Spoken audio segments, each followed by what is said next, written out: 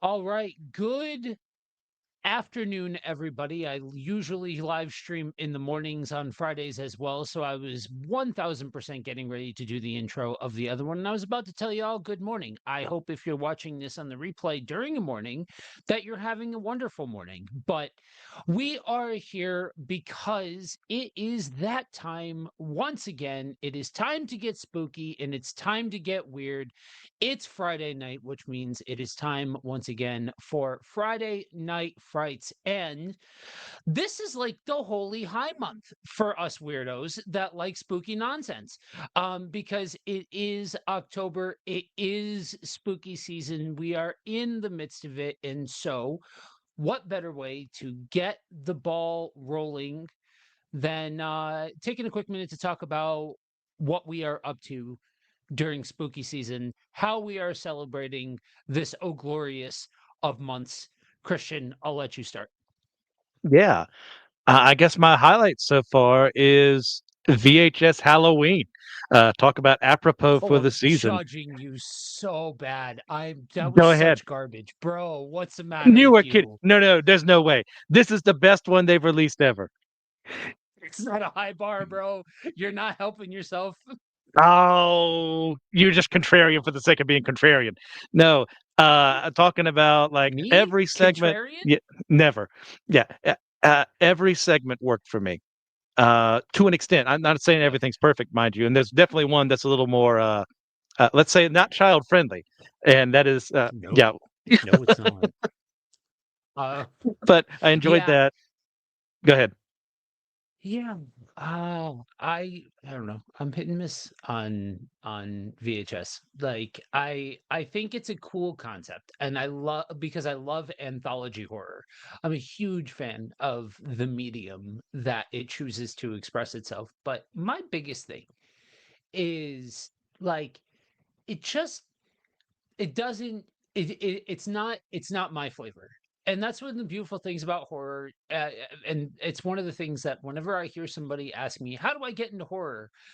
Well, you kind of got to like do a roadmap. That's why I made a video about that. Like, I literally laid out a roadmap of like, hey, here are like pillars. It's not a complete exhaustive list, but it's kind of dipping into a flavor, trying it Different out, genres. seeing if you like this flavor, what all of those kinds of things. And VHS Halloween goes exactly to one of those flavors that I don't mess with. And I'm like, I'm looking at it and I'm like, this is unoriginal. This is so reductive. And the people who I've heard from are like, yes, you are overthinking it. This is popcorn fare. This isn't high cinema. And I Yes. get it. I just don't necessarily enjoy it. Yeah. I mean, it's no trick or treat. I mean, if you want to talk about like the cream of the crop, I mean, that's probably it, for Halloween Creep anthology. show. The Creep Show, yeah. Yeah. Yeah. I liked the Creep Show. I liked the Creep Show TV show that they made for Yeah, Shutter. I think it was. It didn't get much of a run. I think it got one or two seasons, but it was really good. it was. Yeah.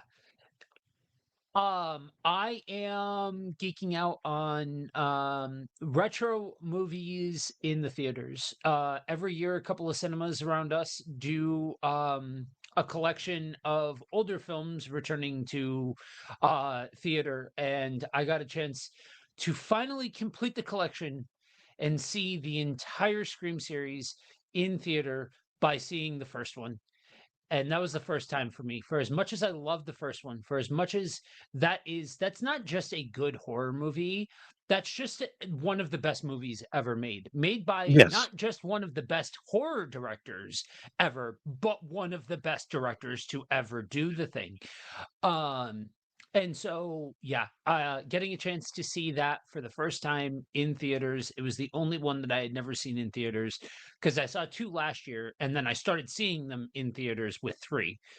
Um, I just dated myself, but yeah. So collections of classic cinema in theaters is kind of our go to Halloween ritual. Nice. Oh, yeah. Yeah. I'll give you a bonus opportunity to name something else, so that way you can take some of the stink of the judgment off of you with talking about VHS Halloween. See, I was trying to think of what else I've watched recently. They're more horror adjacent, and one I like more than the other. I saw Him, and I saw Long Walk. Uh, Mm. Long Walk was a lot better. And once again, I would say there are horror elements in both, but not really like what I would say. This is the number one genre I throw at the film. But other than that, nothing I can think of off the top of my head. Yeah, yeah. This is probably one of the heavier years that I've done for horror for in the last couple, but that's partially because usually we do more like haunted house stuff and all of that, Mm. and this year we're not. But that obviously is only the opening salvo. We have a whole conversation for you guys tonight. That is not just sitting here talking about horror movies, though we could do an entire segment around that. Let us know if that's something that you want to hear, because that gives us an excuse to talk about horror movies, and we're always down That'd to be do so that. terrible. Yeah, yeah, right. Um, so we are getting into this month's category, which is cryptozoology. And uh, I posited a an idea for a show a month or two ago, and covering the Kentucky Goblins for this week's edition. And we'll get into why I that what led me to that, which is a horse of an entirely different color. Um, but you out of the two of us are the cryptozoology guy. So talk to the people and let them know what are Kentucky goblins and what's the backstory. So this is a difference of opinion on who had the idea for this episode and what category they think best covers it. I would have thrown this in ufology. Um, Certain people we'll talk about later would put it in the paranormal. Uh, so we're hearing cryptozoology talking about the Kentucky Goblins, and you know what? There's enough there from other reports where I'm willing to throw a bone to some people, namely you, and say, yeah, we can stay here in cryptozoology talking about the Kentucky Goblins. By the way, it's my birthday tomorrow. So this is the birthday gift that I got from Joe. Watching Yep. the wonderful series that we're going to be talking about later on in this show. So here's the me segment. Here's what I care about the most. Uh, the actual sighting, the actual thing that more, but whether it happened or not, sure, we can debate that. But the actual thing that uh, started everything. Okay, so I have opinions. We'll get there later on. But for this case in particular, uh, let's go back to the year 1955. It is midst of the Cold War. We are in the middle of Nowheresville, Kentucky. That it's called the Kelly Hopkinsville, and I always want to add another S behind Hop, and that's wrong. Hopkinsville area of Kentucky, which is on the western side of the state. I believe we're on Central Time around here, and the family that lived there. I believe the Sutton family. I'd have to look that up again. They are in their house. They have friends over, and in the middle of the night, I believe it's August 21st, 1955, and they start seeing these weird looking critters out there. And that critters is funny because this is one of the inspirations for the movie, which we've already talked about that on another show. But it's just weird how that happened. It's a synchronicity. Help me. Anyways, so they describe these creatures as very diminutive. Um, the skin color is kind of depending on the report. Some people would say green, others would say more like a silver. So some kind of glowy effect to some of them. Vary about 3 to 4 feetish in height. Pointy ears. Very not gaunt, but slim. And what they would do is some of them seem to be wearing this kind of almost to some appearance, kind of like high tech gear of like not a radiation suit, but like something similar to it. And once again, this is going to depend on who you're hearing the story from. Um, and earlier that day, excuse me, during the night, some of the residents had reported seeing the fiery things in the sky.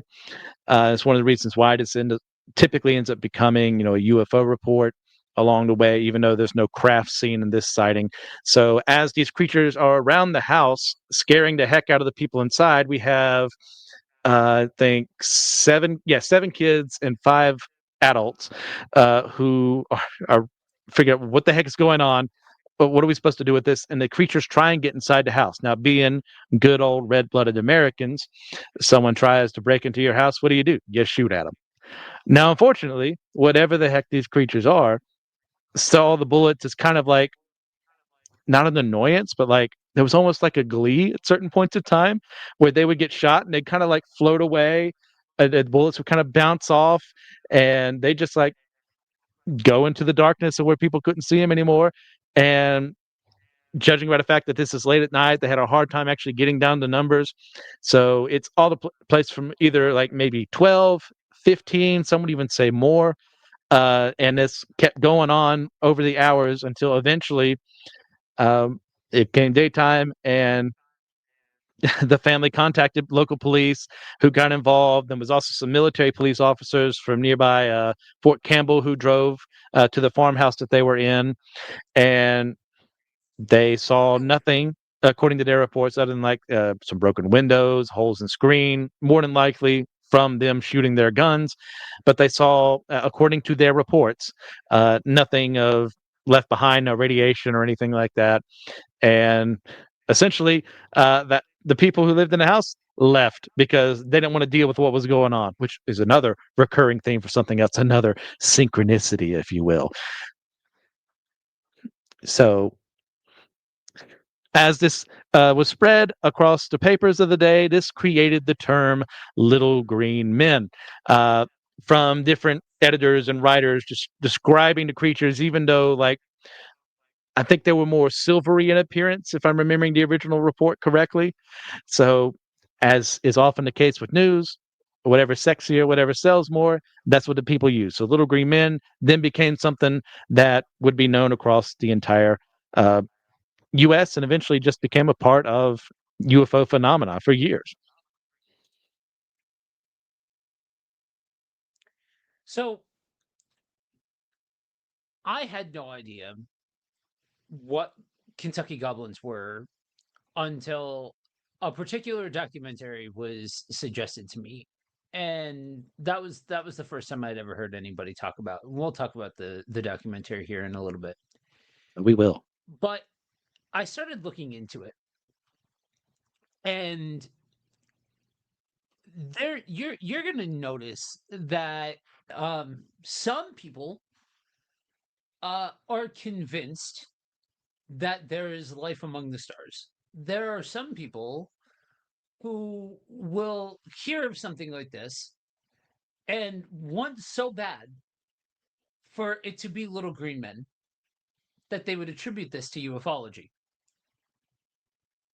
When in all actuality, I'm not sure that actually fits the bill, that there's enough credence to give to that past what seems like a lot of lore building with this one that you don't necessarily see with some of the other cryptids or paranormal conversations or weirdness or things like that. Not saying that that's the end all be all of the story here, but it feels like this one in particular, after the sighting, really benefited from adjacent lore, like area based lore and like different things like that. And so why does it feel like the Appalachian region produces some of like the weirdest? Like it's not even that that's the most intense or the most or the scariest or anything else like that, but some of what feels like the weirdest of the conversations that you're going to be having around cryptids and the paranormal and things like that. I think the area kind of lends itself to that. I mean, this is a, a lot of it is virgin land as far as, people, just barely starting to, you know, uh, have houses, at the bare minimum, a house in the area before you start even making towns and infrastructure and roads. So naturally, where would weirder entities be far away from civilization? I mean, there's plenty of, there's huge Bigfoot reports. There's tons of Cherokee mythology of different. I mean, just to use them as one tribe of many who have reports all over the Appalachians of various things out there. You have the Brown Mountain Lights. You have plenty of UFO sightings. You have all these things kind of converging together in a place that's not like civilization, as it were. So it kind of lends itself to the possibility of something that we would not normally see being there. Or that's Yeah. probably where something like that would be, because it's away from us and it's Yeah. us encroaching Yeah. on them. Yeah. Yeah. I think there are some areas that lend themselves to the types of folklore that are born there, where you just look around and you're like, man, there's something about this. There's something about this area where I think I'm a little slower to just chalk it all up to myth and mythology. You know what I mean? Just like there's just Mhm. something about the area. And it would seem like when you when you dig into the area, it makes sense that a conversation about a local cryptid from that area would take a one of many approach to an explanation or something along those lines. Trying to categorize it seems a little more nebulous than some of the other stories or situations that you come across when studying the paranormal. um it's interesting to me that this one um feels like there's simultaneously more lore but less actual hard sightings or like timeline in comparison to some of the other cryptids that we've covered over the time that we've been working together. Once again, I'd argue because they're not actually cryptids, but that's its own thing. Um, and yeah, the people have researched it before. I mean, it's not a modern idea to look into the case and actually committing to actually looking at that case, but that's another issue. In looking at, okay, what the heck is this? We have this family who is so rattled that they have left their entire home where they have lived pretty much their entire lives. Like, what could cause that to happen? Like, that's the kind of thing where you go, like, oh, dad owes money and I have to go on the run. Otherwise, the Kentucky Mafia is going to come after us or whatever. Like, no, something spooked them. And you have like people like Project Blue Book coming in on the scene, which was huge in the '60s. Of the official government looking at UFO reports and seeing if they were credible or not, and they called this one a hoax on the flimsiest of reasons. They would offer explanations of, oh, the light they saw in the sky was just a meteorite or meteor. And oh, they just misidentified great horned owls. And you know what? I'll give them this one. At least it didn't say it was a sandhill crane. But you're also dealing with people who live in this area. They know the animals. They know what an owl looks like. They know what an owl sounds like. They know if you shoot an owl in the face, that owl is going to die. So something ain't adding up over here on my end. So, like, I just can't get how you can dismiss this out of hand without looking at everything and say, okay, why would these people who've lived here, who know the nature around them, who know their capabilities, who know how to wield their weapons, why would they leave? Why would they think they're overwhelmed by something that's much smaller than them? So I wonder how much of it, again, is lent into the geographic region. Now we talked about the cave systems and how all of that cavernous land, all of that stuff, it all lends to this overarching um idea of mystery and intrigue and secrets and all of this sort of stuff. And you look at all of the information that's in front of you, and it's kind of easy to jump to conclusions based off of bad assumptions of the people that are telling the stories. Now, we don't necessarily have like the epitome of accents that represent our geographic location, well, our respective geographic locations. But I'm in the Northeast.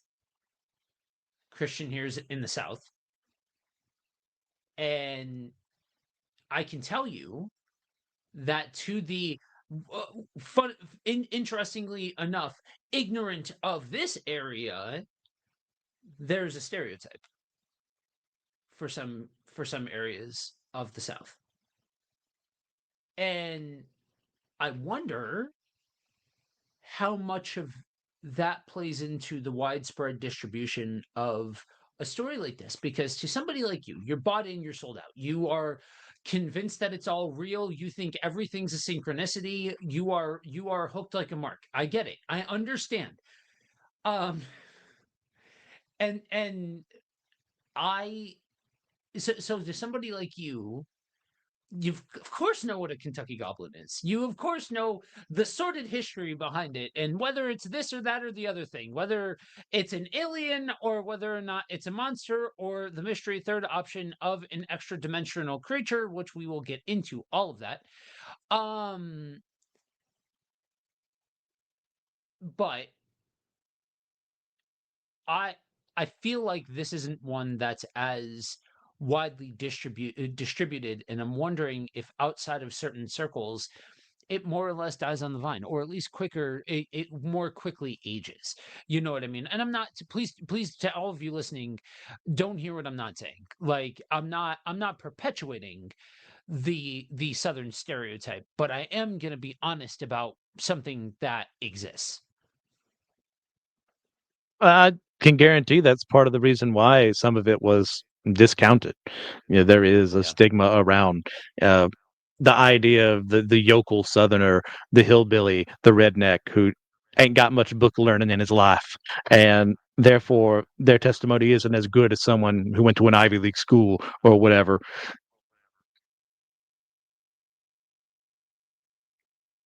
Um,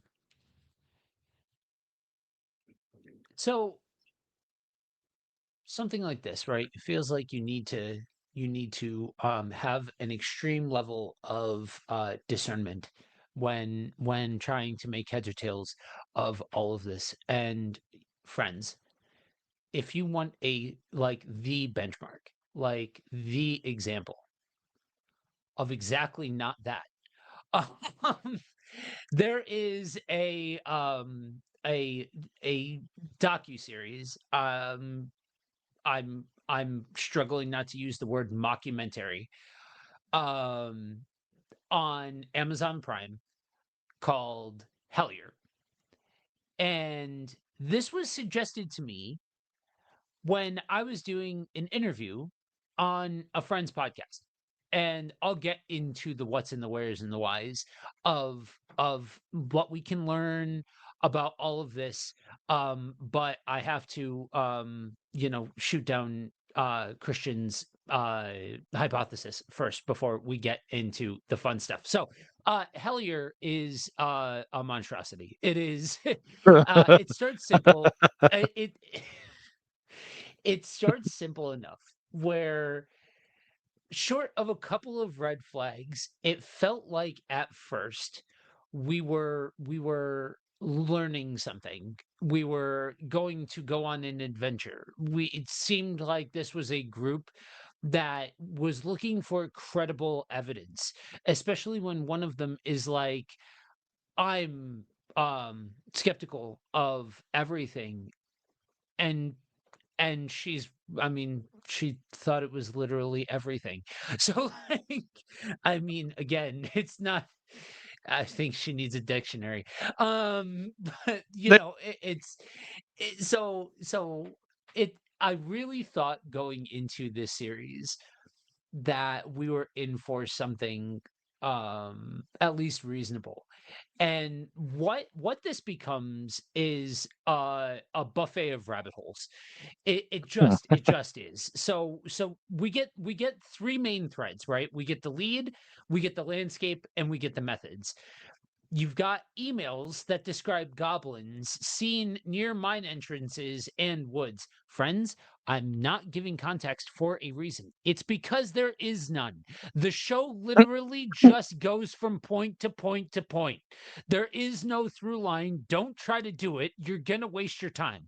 I thought about not telling you to do that and just watching you all get very, very confused, but I didn't want to do that to you. Anyway, uh, You can do that to so the me. team heads to that's, well, that's because you deserved it.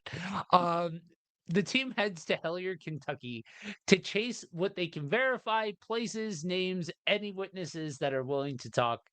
Um, and a lot of doors are opened and closed, and we go to the region where the mystery fits, and it's just a whole mess of it's a whole series of what if it's this and what if it's this and what if it's this and what if it's this. And so what they're doing in this documentary is leaning into the fact that it really does depend on who you talk to with this particular subject. Whereas I'll take something like Bigfoot, right? Bigfoot, generally, you've got a small handful of things that people tend to describe Bigfoot as, short of some like wild and out theories, which exist, absolutely. But generally, it's some bipedal cross between somewhere on the spectrum of ape and man. It's some flavor of that generally theories tend to fit into. Um, with this,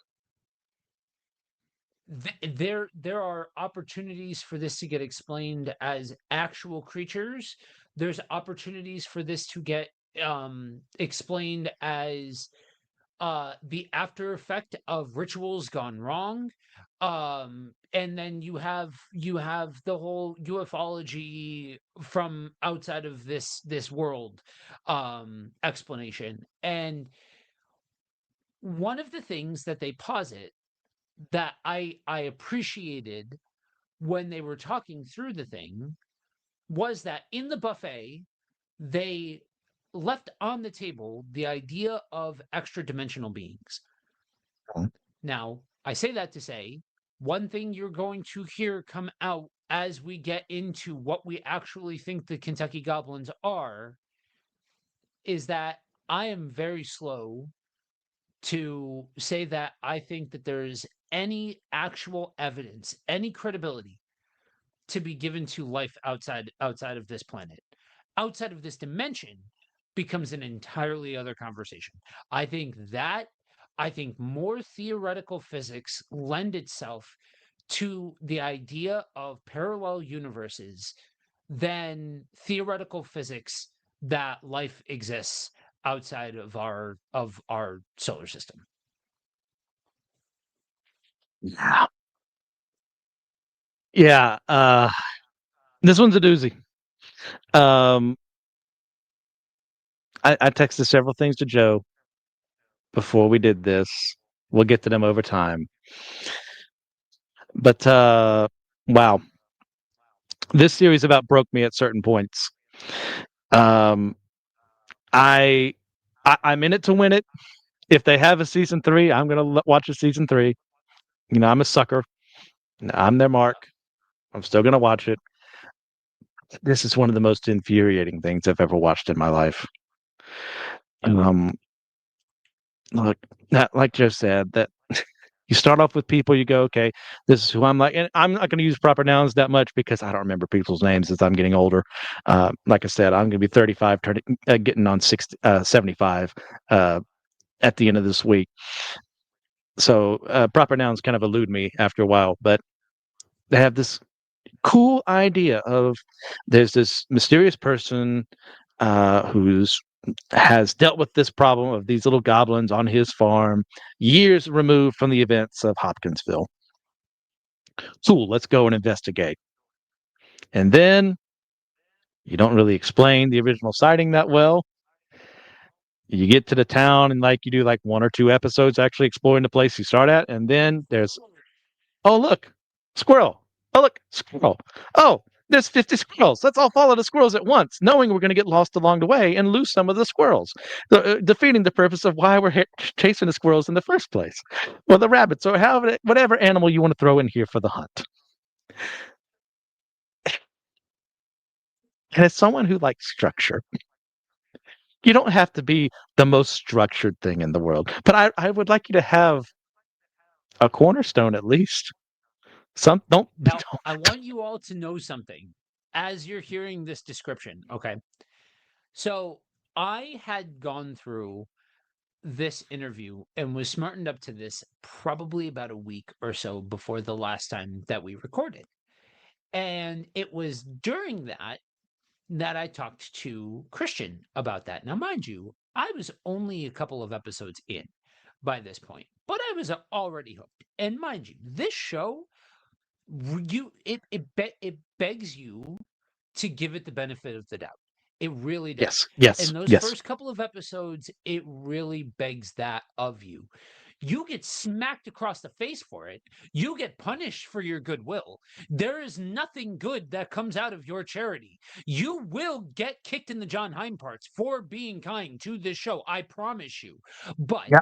I got a couple more episodes in, and I'm like, "Yeah, I'm not gonna warn him about and you're gonna notice something. Okay, we keep using a word that is not normally used in the English language, friends. You're not going to go to a cocktail party and start hearing the word synchronicity thrown out like it's water. Y'all, you have black shoes, I have black shoes. That's a synchronicity. You thought about the color blue? The sky is blue. Guys, that's a synchronicity. You know what I mean? And what is so what gets me and stood out like a sore thumb is they set this up at the very beginning. And the dude, it was red flag. And again, you really, really want to give this thing the benefit of the doubt, especially Yes. because everybody positions themselves at first as a Reasonable. eh, reasonable, but part of the ensemble cast. And uh, except for the one dude with the hair, the guy who like actually starts off this thing, the first guy that you hear from that they don't explain to what in the wide world of sports is anything about how these guys know each other or what any of this is. Like, they don't care about you filling in the gaps. That's not what we're here for. We're here for some History Channel After Dark nonsense. Like, this would have lived if this would have been made in the early 2000s. This would have lived on Animal Planet or History Channel Yes. After Dark, like something like that. Spooky America, whatever, something like that. It would have been $1 billion idea if they would have just done this in the early 2000s. um but this show presents the main guy in this light where he literally says, you hit a certain age and you just all right, give me all the weirdness. You just want it all to be true. Look, when you're talking about the paranormal, There are 87 different flavors, and if there's anything that you guys should take from us, yes, we do here. Like, if you haven't gotten the gimmick, this is a comedy podcast. We enjoy laughing, and more than anything else. Yes, it's informational, but it's we're talking about things that go bump in the night, guys. Like, come on. You know what I mean? And some of this stuff, in order to do it and to do it well, we can't be taking ourselves too seriously. And so yes, we like to laugh about this stuff. But you notice how in the ecosystem of people that are connected to the network that this show lives in, people aren't beating down our doors because we're the weirdos that like studying this stuff, because we actually care about the authenticity of talking about it. Because yes, you get weird looks whenever you start talking about the paranormal, especially in Christian circles, when everybody and their mother just thinks it's all demons and angels, and there's literally no other room for anything else 90% of the time. We care a lot about the authenticity of the actual research part, the actual paranormal, the putting the research in paranormal research. And with something like this, when you hear somebody be like, I want it all to be true, stop, turn off X-Files. Like, you're not allowed. You've lost your card. You've lost your card because you put yourself up to evaluation of whether or not you understand the fragile line between fantasy and reality. That's what you've done. And that's juxtaposed immediately by his partner. I don't remember. But Think wife. yeah. Um sh- she's like, yeah, I know he's so quick to hear people, he's so quick to listen to everybody's story and all of this sort of stuff. I'm the skeptical one. I look at everything through a skeptic's, and I'm like, okay, cool, we got an odd Please. couple pairing. I'm cool. Like, that could make for some fun back and forth in the whole I mean, it's nine when it yards. at that. Yeah, like, you got me as far as that goes. I'm cool. Again, it flushes out to be exactly not that.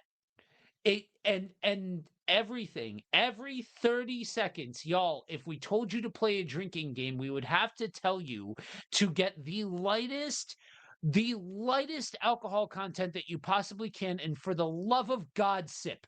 Because if you Yes. start doing shooters, you're not making it out of episode 1, and I mean that.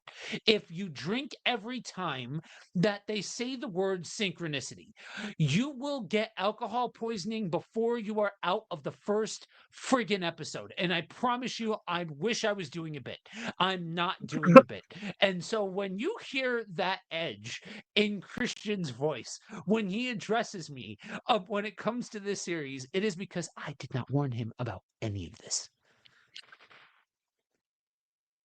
There are words I could use, but I love you too much to use them. Yeah. When I texted Joe, I had finished season 1, and there was one moment that I was broken, and I'll talk about that after I say this. But this, I said, you know what? Whatever. I'll just take whatever they're throwing at me. But the first episode of season 2, forget the first season. If you want to die in a drinking game, you can do it with the word synchronicity in episode 1 of season 2. And I said, Joe, what the hell? Essentially, I was more verbose than that, but that was the summation of what I was saying. And he said, yeah, I know. Take that, jerk. But what got me? And yes, if you're a fan of the show, I want to say this right here and now. We're not haters. We're not here to say you wasted your time watching it. Like, we wasted our time watching it. It's like, no. There's still something to be gleaned somehow from all of this, and we'll get there. But what broke me, what completely and utterly broke me, and thank you, shout out to sublikescript.com for having the seasons, just season 1 up for the script of the show. Because it saved me from looking through every single episode. Because I think I said it was season 2 when I was texting Joe. I was like, "What? No, that's not right. It's the last episode of season 1, which I think is season 5. Excuse me, episode 5." And it's after they're having a conversation with a fellow investigator named Tinny on the phone, and I think Newkirk is the name of the main guy. And I apologize. Yeah, I should know everyone's name. I should have a list right in front of me. I don't care. Uh, and this is why I don't care. This is what he says verbatim. We were never going to get closure on this case. Tenney was pretty clear about that. There was no closure. And there's no closure really on any paranormal case. There's plenty of people who go into a house and claim that they have sent whatever's there to the light, but then 2 weeks later, another group comes in and they're experiencing the same phenomenon. I think any closure in the paranormal is done for our sake. We're the ones who decide if there's closure to it, and that isn't what is happening in reality. So talking to Tenney was a good endpoint for him to be like, you didn't do anything wrong. You guys got what you were supposed to be there for. It just wasn't what you expected, and you're not going to understand it in any kind of linear fashion. You might, years down the road, you might look at it and go, that's why we were there. That's what we were doing there. There's no closure, but there's solace in the fact that other people have been there and have been to that edge and are there to pull you away from it before it gets concerning. Know what he just said there? It, it's the journey, not the destination. And I stood up from my chair. And I'm not saying this for theatrics. I pointed my finger at my computer screen and I said, "The hell it is." I had to pause the show and say, "The hell it is." But your job as a paranormal researcher is to find as much closure as possible. Yeah, there's some things out there. We're not going to know everything. I understand that. I don't like it, but I understand it. But you don't get to just throw up your hands and say, well, like, we got a participation trophy. What? Why? Why? I lost more of my hair. I'll add some mustard to that. I'll add some Go mustard to ahead. that. Go ahead. So Go so ahead. he's sitting here reading that off, right? And the whole thing reads like a dude doing a victory lap. Like this sounds like a dude doing like, oh, look at all this stuff that we engaged with. Look at all of the stuff that we experienced, all of that sort of stuff. Now, mind you, within the context of this series, they plug in this weird time jump halfway through like season 1, and Gosh. you like it, but with literally nothing happened. They go there, they experience some loose stuff, they get people that aren't like, they are in no way shape or form interested in dealing with this group of people who are here trying to chase down ghost stories, if they're actually doing that, until they get some random one-off people, or they, that sort of thing. And so this whole thing is he's presenting his closing statements as if, look and see everything that we've accomplished over the last stretch of time and all of that kind of stuff. Here's the thing, though. When and this is part of why, but this is part of what goes into the context of pre me getting recommended this. So I was on a friend's podcast who has shout out to Podcast of the Paranormal. They are just getting their wheels turning, but they are all already doing awesome work because they care about authenticity. They understand something very key. And if you did not know this, then here's your time to be smartened up on paranormal shows and think anything that is showcasing evidence of any kind, regardless of whether or not it's fake or not, regardless of whether or not it's real or not, regardless, that matters not. If you are being shown any sort of evidence, I swear on a stack of Bibles, it took longer than they're showing you to get that evidence. I Mm. swear. And it's what it is there are hours, days, weeks of content that are all spliced together to give you a 30-minute highlight reel. Why? So that way you tune into the next episode. It is not about the authenticity of the moment. It is about keeping you watching the program. That's literally the entire idea, is repeat viewers, keep you coming back for more. That's the entire gimmick. And how do you do that? Well, one of the ways that I don't understand, but people tend to think that they can do, and that it's compelling, is when you've got all this stuff going on, right? And you've got this big climactic moment. And did I just hear that? And they play a friggin' sound clip over top of the friggin' audio, so that way they want to what, emphasize it. You're just, I can't hear what just happened. You're acting like the friggin' devil just came out of the wall, like Pazuzu himself is there to be like, hey, what's up, I'm damning you all to hell. You guys are acting like you opened up a portal to the sixth dimension. Screw the fourth or the fifth, but we gotta have this little soundbite that plays over top of the audio, distracting from everything. You've got a friggin' hellmouth that right 2 feet to your left, but you're more interested in the audio feed to add the dramatics to the situation. I have a pet peeve. It bothers me. It bothers me. And part of that is because I come up in the era of Penn State Paranormal and Lorraine Warren. And part of what this show so reminds me of is when you're out there in the early and mid to the, and this is what we talked about on the show. This is one of the things that we literally talked about on the show is ethics in the field. You have to have ethics if you are going to step into the field. And I don't care. You can draw the line wherever the hell you want to draw it. Whatever's real, whatever's fake, whatever you think works, whatever you think doesn't work.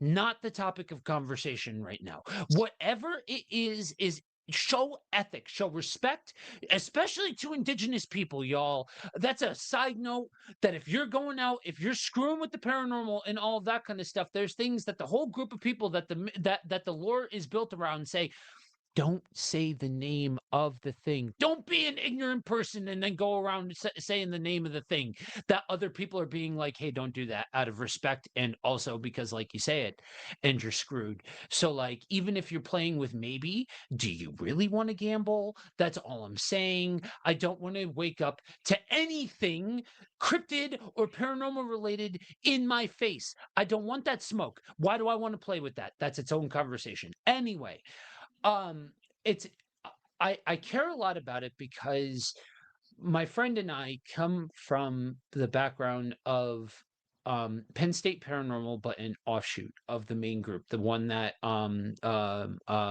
Buell led up. We weren't a part of that group. We were part of an offshoot group. Now, Ryan Buell is one of the most notorious people in that space because of all of the things that he has done. He has done a lot. His rap sheet is long, and we're not going to get into that. Same thing with Ed and Lorraine Warren. This was the era where everything the evidence was the thing. Getting out there and getting evidence, getting out there and getting the smoking gun, getting out there and getting a recording, getting out there and getting a picture, getting out there and getting video. And then I promise you, it was like the magical power super friends. Like if everybody there had an eighth of the psychokinetic abilities that everybody claimed to have during that, then we were like the friggin' Power Rangers. Like seriously, like it was just it was absurd. We were the Goth Avengers at that point. Like, come on, but and you just you didn't care. You're sitting there with your phone and you're twisting it sideways and you're zooming all the way in.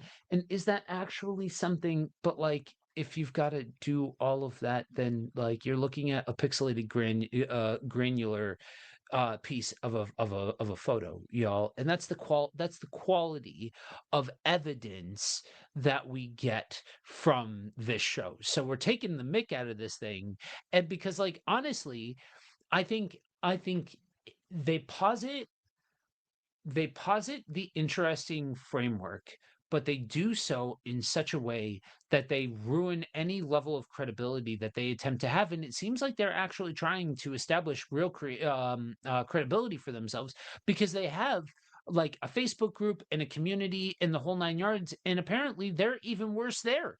That's even worse than like anything that you see in the show. I believe. Yeah. It, if you're wondering why we are as passionate about this as we are, let's just stick to the paranormal side of things, cryptozoological, whatever. We are already in a sphere of influence where we are not taken seriously if we say, I look into this. I like researching the Loch Ness Monster. I like figuring out whether or not this haunting exists. And to live in that sphere is to have ridicule thrown your way. You know what? Some of it, whatever, it just kind of bounces off of me. It comes from ignorance or from people just being too skeptical for their own good. Sure. But then there's another part of it that comes from, oh, so you're into this, so you must be like XYZ. You must be like, and this was actually thrown at me, and I didn't know the context of it years ago. Oh, so you're just like the people who did Hellier. And I said, sure, I guess. I don't know. I haven't seen it. Not knowing it was an insult Yeah. until having watched the show myself. It's like, you just believe anything. You'll throw this grainy image on screen for 5 seconds and then say, oh, that's proof of ghost, or that's proof of the Kentucky Goblins that we got rid of like 5 episodes ago. Or we're talking to Indrid Cold now and his sons. And no, we can't stand that because, once again, we're in a field that's already not seen as credible by a lot of people. So when you have evangelists, as it were, for the paranormal, for the spookier things, acting like fools, then makes us look like fools. And now going on the actual Christian spiritual side of things, Joe and I know of many people across who would say that they are Christian and would open their big dumb mouths and say not a word that Jesus has ever said, nothing that would ever back up anything he said, or that this prophet said, or God said, or whatever. And the world already doesn't like Christianity by its very nature, whether they recognize it or not. But when you have the wrong person speaking, everyone goes, oh, well, if he's like that, they must be like that. They must be unreasonable. They must think that science is bunk. They must think that the world is flat, or they what have you. And you're having to jump over hurdles you shouldn't have to jump over because someone else said something stupid. And now it's out there in the ether, and it's your problem, and it didn't have to be your problem if they had just done their work. Yeah. Yeah. Yeah.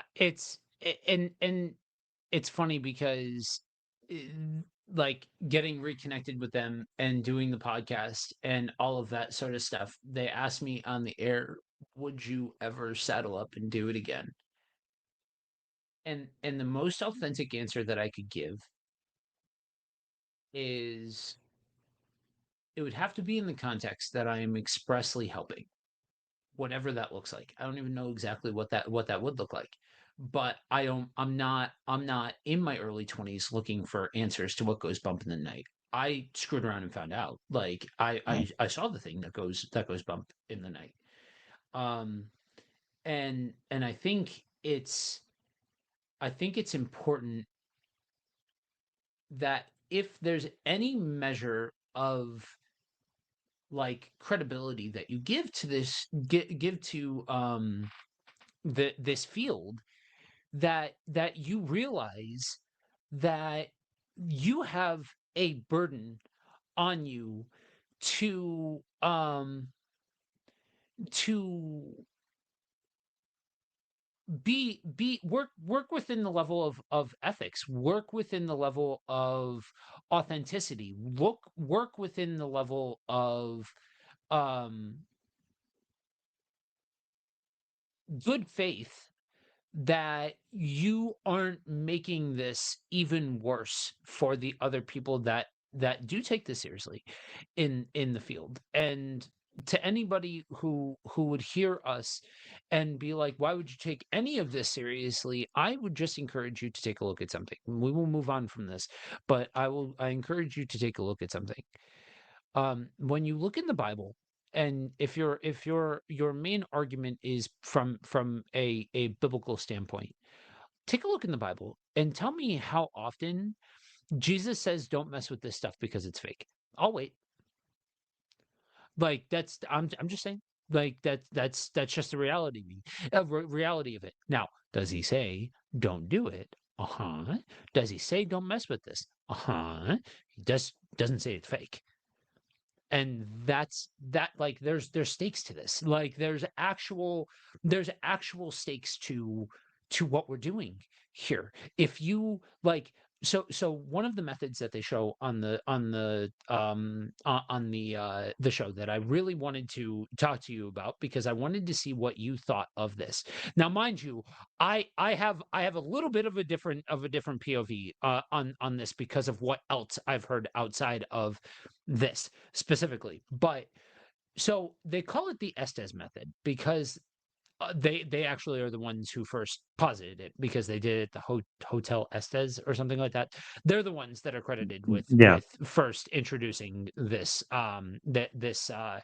means of communicating with the paranormal and all of that. So you're blindfolded and you have headphones on, and basically what it does is it does a constant rotating um bandwidth frequency scan, where you're getting like bits and pieces and sound, like constant feed into your senses, and the idea is you pick up on what you're hearing in between the static.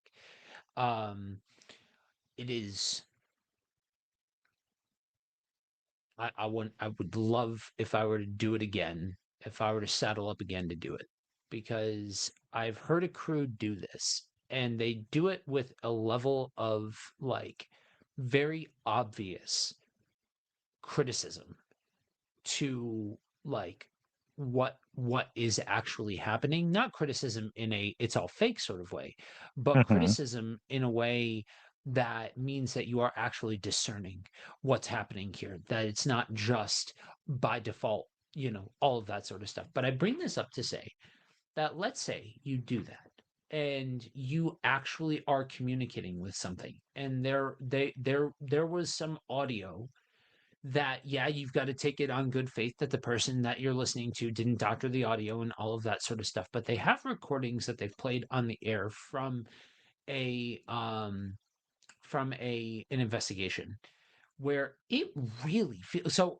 I should add, um the person with the headphones on and the blindfold cannot hear the person who's Yes. standing next to them, and the person standing next to them or within the same sphere is asking questions. So the idea is almost like a form of EVP, where instead of just asking questions and hoping that the recorder picks it up, the idea is that that person who's wearing the thing could be getting communicated with. And there's some call and response action that happens in this that I think is just,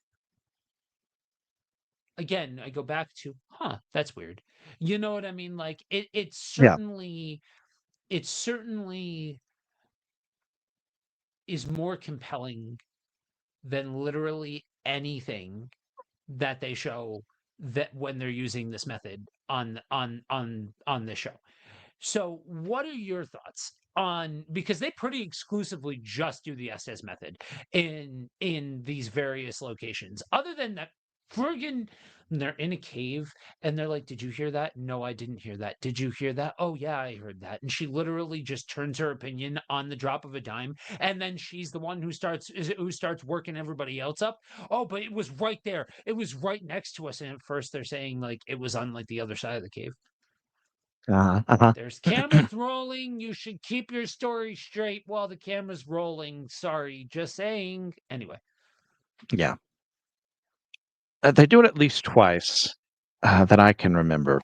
And once in the first season, once in the second season, maybe two times in the second season. I'd have to watch it again, but I'm not going to do that. I don't hate myself I'm that not much. going to do that. Um, and when it's first presented, I'm like, okay, I've never heard of this before. This is fascinating. Let me see what happens. and you get the reactions, and say we're putting headphones on, and eyes are closed. They can't read lips. They can't hear what we're saying. So the idea is to have some other thing channel into your frequency and speak through your voice. Sure. So there's the obvious idea of hoax. I would say this is one I would discredit. Uh, they don't strike me. Maybe I'm just too naive for my own good. And Joe's thrown that accusation my way several times over, some of which is even true.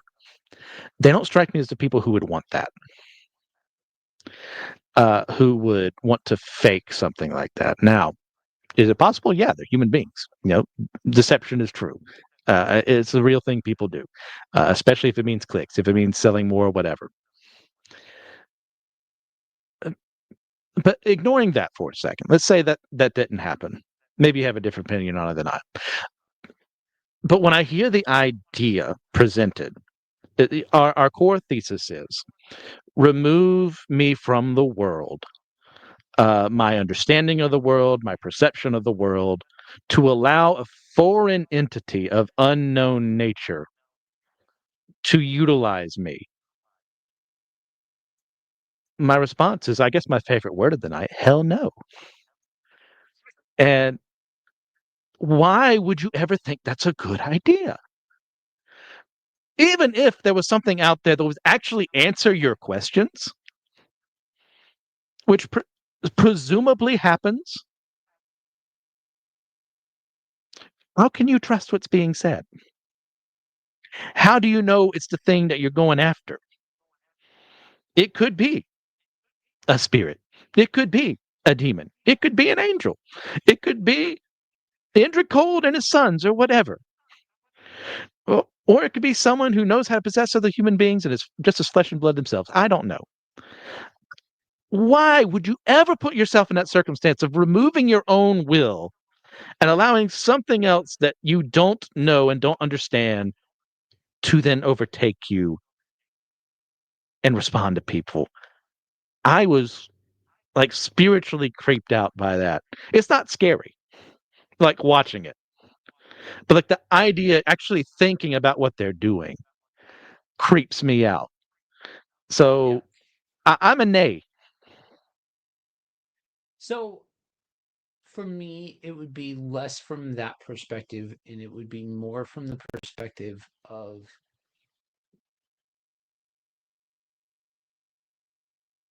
I'll lend an ear for 30 seconds with the idea that I don't trust anything that's coming out of your mouth because I've said this before and I will say it again, and this is where I get myself into trouble with paranormal with like ghost hunting enthusiasts. I don't ever think it's your dear Aunt Sally. I don't ever think it's great Aunt Mildred. I just don't. I don't. I just fundamentally do not think it's an earthbound. Like it is a human spirit that you are communicating with. So the question then becomes, and this goes to needing to have ethics and authenticity, because you are dancing with the devil in the pale moonlight. You are doing the thing, and if more than one thing can be true, and I'm right about it's not your Aunt Sally bit, but I'm also right that you're actually communicating in something, then what in the hell are you talking to? Like, I get it. It's not lost on me. It's not lost on me. Um, but I think that's the power of discernment. I think the power of discernment is if you are equipped to do it, if you are equipped to ride into battle, then ride into battle and protect yourself. Don't be an idiot. There was a dude that's a part of this crew. They get it on the air. And I know the guy, and the guy's a very nice guy. He's the living embodiment of a golden retriever. He is a golden retriever in a man's body. Like, I promise you, he just is. He's a good time. He is. He's a friggin' blast. He is so hyperactive. And he's one of those guys that's just like, he's literally in the session and he pops off with, go ahead and use me to communicate. Shut the hell up. Like, What's the matter with you? No. You know what I mean? Like that's the bridge too far, friends. Like friends, that's where we go and we're like, nope, because I'm not an idiot and I don't want to be shooting pea soup out of my mouth. Like I'm cool. Like I don't need that. I don't want that. No, you are not welcome. I am not inviting you inside. Whatever piece needs to happen, that we're just not, you know what I mean? But like Uh, also, if I can position myself through a discerning mind to lend an ear to something that's outside of the realm of the three dimensional, I'm curious. You know what I mean? Like that's at yeah, least what but, I'm gonna say but as far as all that goes. listening, not not speaking with their voice is what you're saying. Like not having them speak through you, listening to what they'd have to say. So you say something to me and then I hear what you say and then I repeat what you said. Not I'm submitting myself to Okay. you to be able to Yes. speak and convey and use my mortal body.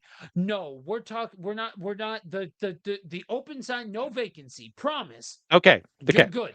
Like that part of it I will I that is where the hard line is, and that's where I think some of the other applications that I have heard are more compelling because they're only using it as a tool. They're not immediately throwing um they're not immediately throwing all of the religious subtext into the equation.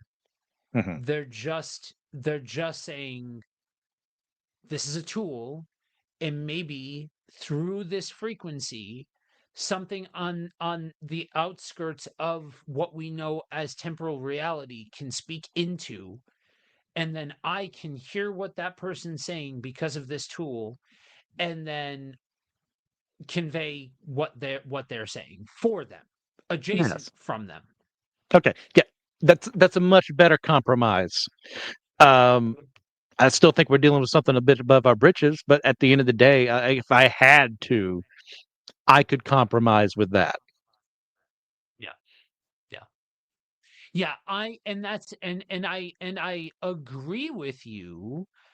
Um and I like as far as the punching up portion of the conversation, and that's why like to me when you're exploring this stuff, like, just tell me you don't that you don't respect it, or that you're an idiot. One of the two, because like you're just putting yourself into harm's way, and you're putting your crew into harm's way, and you just gotta normalize. That's why you enjoy being around the people that you investigate with, because sometimes it's just screwing around in the dark with your friends. Like you're not gonna come face to face with a demon. You know what I mean? Like that's sometimes that's just not the deal, and normalizing that is okay. We don't need to make spooky nonsense out of every single thing, you know what I mean? And so and for those of you that have been listening for the last hour and you're like, you talked about Kentucky Goblins for like 30 seconds, because I promise you everything else about taking the mick out of this and what we were actually like talking about the implications of this sort of thing is way more compelling than talking about the actual thing of Kentucky Goblins, because like honestly here's the deal, right? So they're little creatures, whatever the hell they are, right? So you're either talking about little cryptids that wreak havoc and all that sort of stuff, you're talking about aliens, or the mystery third option. And this is where we're going to shift gears into, okay, so we've taken the mick out of this whole thing. Like this whole mockumentary is absolute nonsense.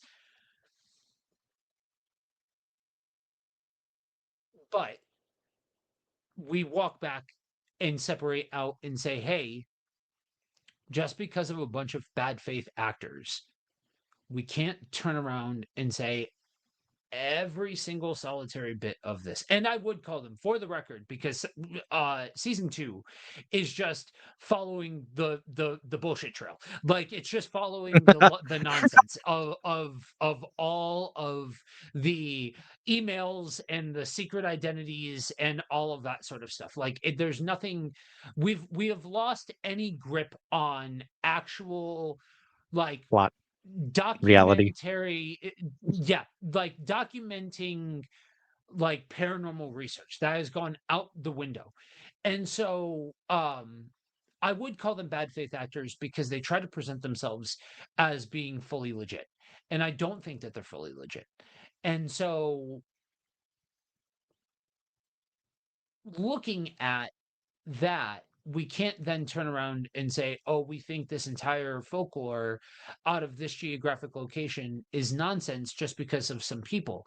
It would be like saying that every single ounce of I'll call it religious haunting, like any bit of that is nonsense because the Warrens were bad faith actors. They were bad Yeah. faith actors, but we also need to understand that more than one thing can be true at the same time. And so I'll tip my hat first that of where I go when I hear about the Kentucky Goblins. And really the meat and potatoes as to why this thing was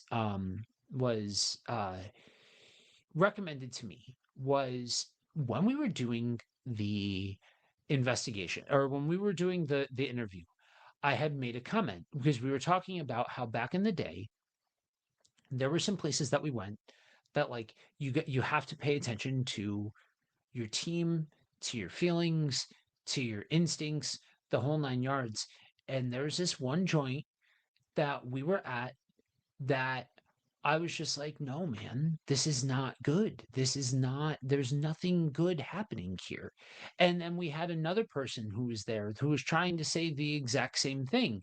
And she was completely and totally ignored and all of this sort of stuff. And it's the one spot where I'm like, I wouldn't even want to drive through there. Like, I just don't want to, I just don't, it doesn't interest me because all of everything that I'm hearing suggests to some really evil stuff. Not just things that I'm personally hearing, but I'm hearing from other people that are all lining up, mind you, of things they're hearing, things they're seeing, things they're experiencing. And so it's one of those places, and they had talked about this like really wild and out experience that they had, that they came across something. They weren't sure if it was a cryptid or what exactly it was, but they described it differently between the two of them. And they never give the explanation as to where this is taking place, and I never gave the explanation on the air to where I was talking about. Mind you, we told the stories in two different, like, it's I don't know, 4 or 5 podcast episodes before my interview that this comes out, and I had no idea that it was the same geographic location. It just pertained to this whole idea of listening to your team. And so after we got off the air, they're like, why was it such and such a like where was it that you were talking about, and why is it this location? And they got it. And Yeah. the thing that they had experienced was very much akin to a spiritual force that was not trying to parade itself as human.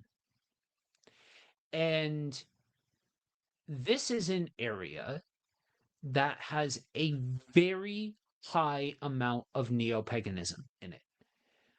And a lot of the time, neo-paganists are kids that feel lost, that latch on to the practice of the occult or Wicca or what have you.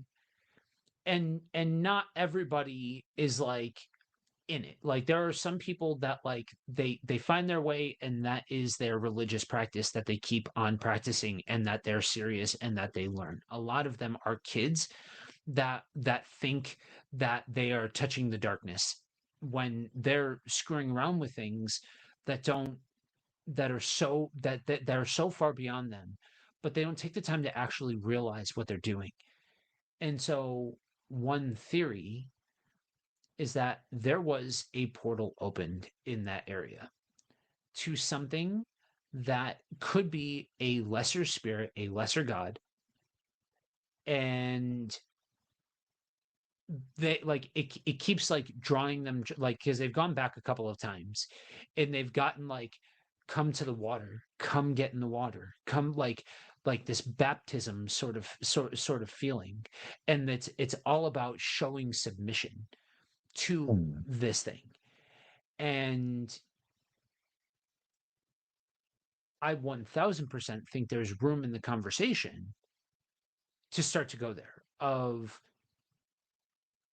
this thing that got let out of its like brought into that space can't leave that space, but is now in that space, and whoever opened that door either doesn't realize or is too inexperienced to know how to close it.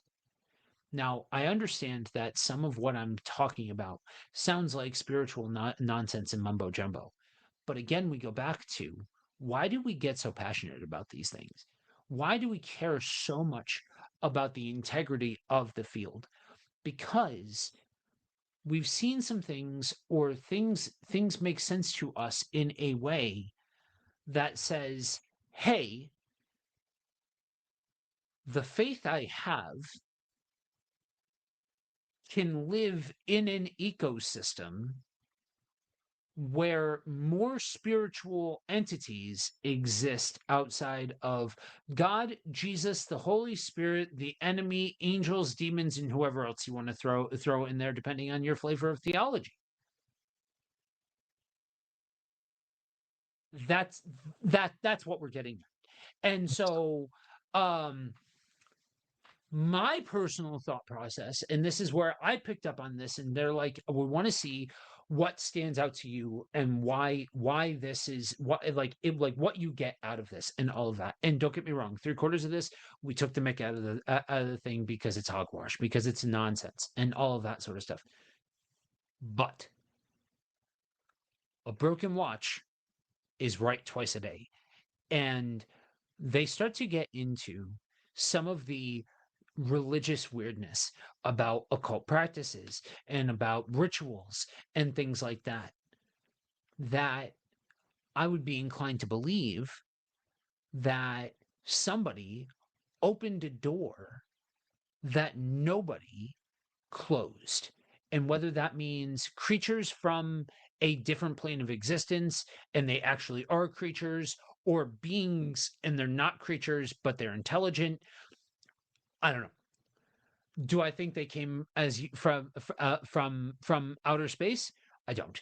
But I will be the first one to admit to you that if you're trying to poke around and find the limits of my skepticism, meaning where my skepticism starts to kick in the hardest, it is ufology. I promise you it is.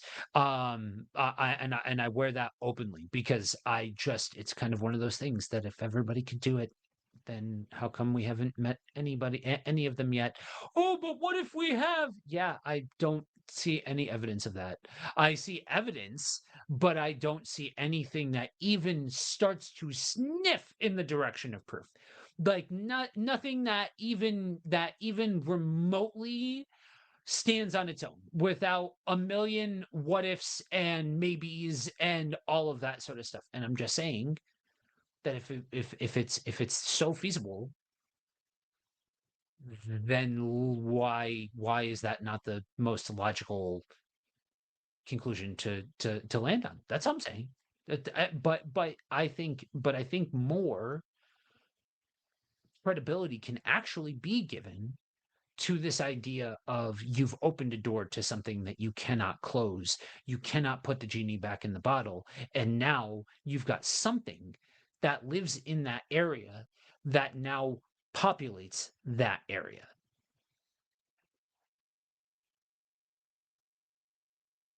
When it comes to the goblins themselves, I do go more ufological as far as my answer, given what was seen in the sky, given their appearance, the state of their dress, how the bullets didn't seem to affect them or anything like that, how they propelled themselves. Sure, I can't, number one, prove that. And number two, I can't say that's the absolute because there are other possible explanations that aren't just saying they just shot at an owl. They could be some subterranean goblinoid creatures that live in a region where there are plenty of caves to hop out of, may exist in a way that we are foreign to because we don't live underground. So maybe they have some adaptations there that we don't see here on the surface world. Now, I'm not going to go and say, "Oh, they're just there from the hollow earth." Don't take your steps too far.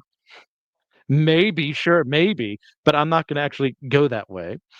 Then, of course, you have the extra dimensional idea, which is a possibility. These, whatever they came from, whatever these entities are, they have different rules, and they're able, or maybe because they're here, they have to work under different rules compared to where they were.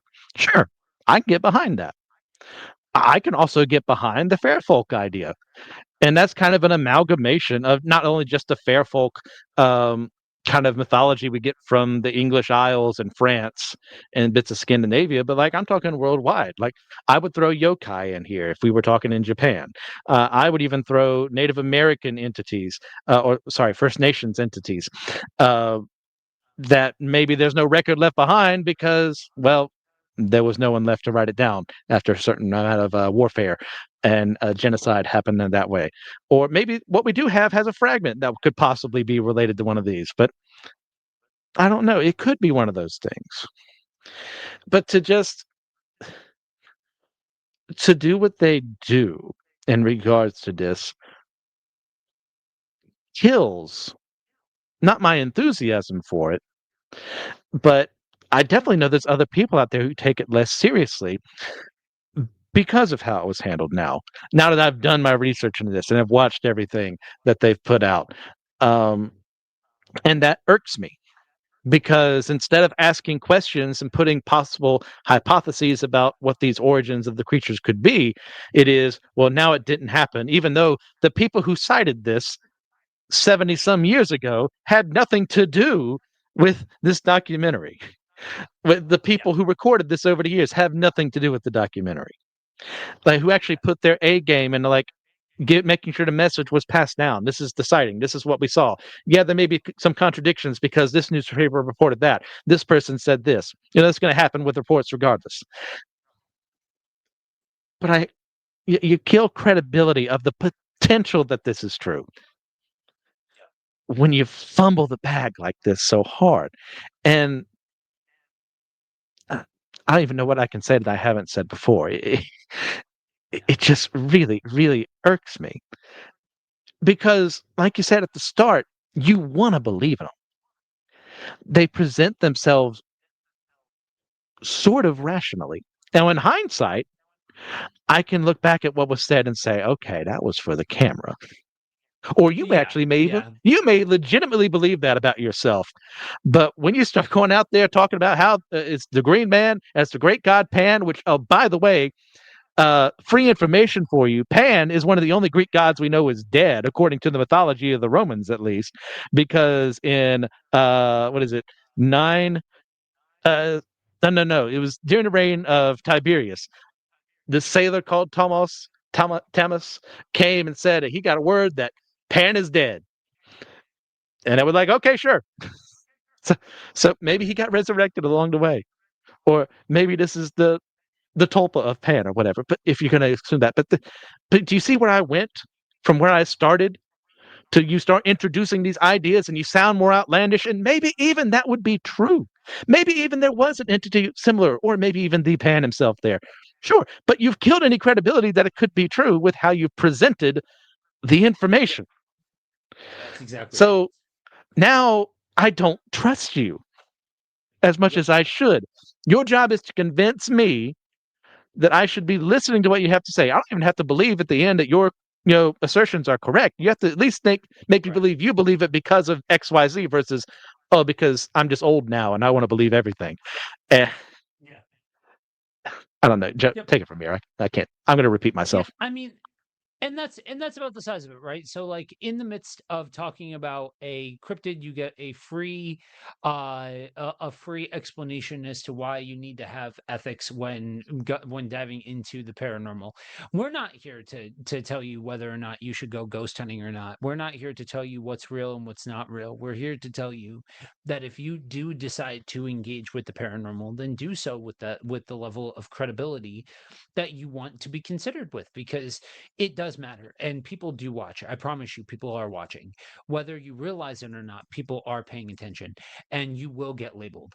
Um, so I think that's about the size of it, right? Because there's no real level of certainty about all of this as far as the goblins go, but it's an opportunity to take into consideration the realities of what it means for a subject to become the subject of like documentaries and research and shows and all of that sort of stuff, that you need to chew the meat, spit out the bones when you see this kind of stuff, and leave the door open that it could be a great many things, because you just simply do not know.